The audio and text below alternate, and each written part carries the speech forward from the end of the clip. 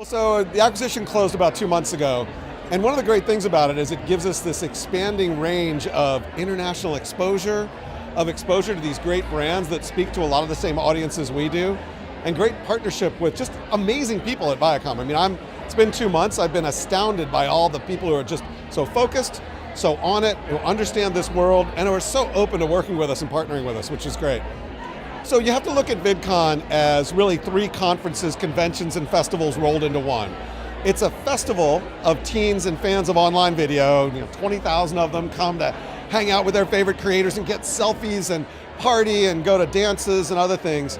And so for brands there, it's an opportunity to really expose yourself to this very hard to reach, really Gen Z audience. We do a conference for creators, for emerging creators, people who want to be the next big online video star. About 6,000 or 7,000 of those, and that's a real opportunity for anybody who wants to appeal to people who are building the next generation YouTube channels and Snapchat channels and Twitch and LinkedIn and Pinterest and all those other sites.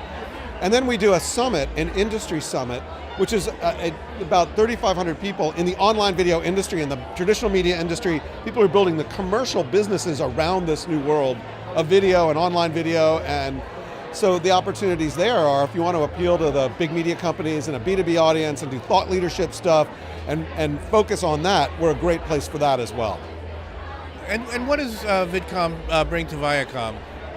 So a number of different things. But primarily we bring a great entree into the world of online video, into the talent and creators and producers that are growing up in this new world of media. It's an immediate entree into that, but it's also an opportunity to extend the great stuff that Viacom is doing around being experiential and about thinking about engaging with their audience on everything from face-to-face experiential to linear. We fill that role there, and as part of Viacom Digital Studio, we allow Viacom Digital Studio to extend itself into an experiential place as well. It really is part of that whole spectrum of engaging with audiences, building affinity with audiences, having the audiences love you, and doing that in lots of different places. And so that's what we bring to be part of this great operation that does all those great things.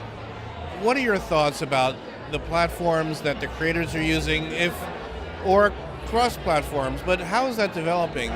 Well, it's really interesting to watch it develop. So YouTube still is such a great primary source of awesome talent and entertainment and everything.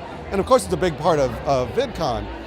But over the past couple years, we've seen all these different platforms come up, and in many ways the platforms become new formats of video. So Facebook is a huge supporter of VidCon. There are a lot of great things happening on Facebook, very different from YouTube.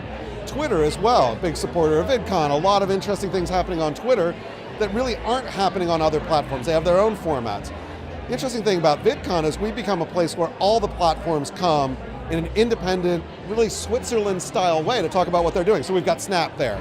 We've got Twitch is coming to talk about what they're doing. We've got Pinterest, for example, is doing amazingly interesting things in video. They have a new a person who's building creator products for the first time around video at Pinterest. He'll be there. We've got Twitter, and we're doing a lot of stuff around LinkedIn this year as well. And which I think you see with each of these platforms is that they allow you to build audiences and build community and find a real sense of purpose for creators, but they do it in different ways. So what you see on LinkedIn is not what you see on YouTube, it's not what you see on Twitter or Snapchat, and certainly not what you see on Twitch. So they're homes for different people to create different kind of audiences and different types of content in different kinds of ways. And I think it's great because VidCon's always been about democratizing the creative economy, and the fact that we have all these different outlets and places for people to create their own content and build their own communities and achieve that joy of being a creator that people love.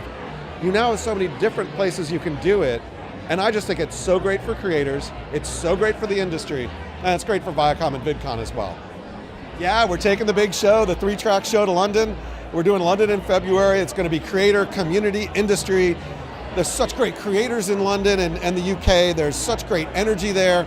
We've been doing some stuff in Europe already. We're just going to build on top of that and build a fantastic event in February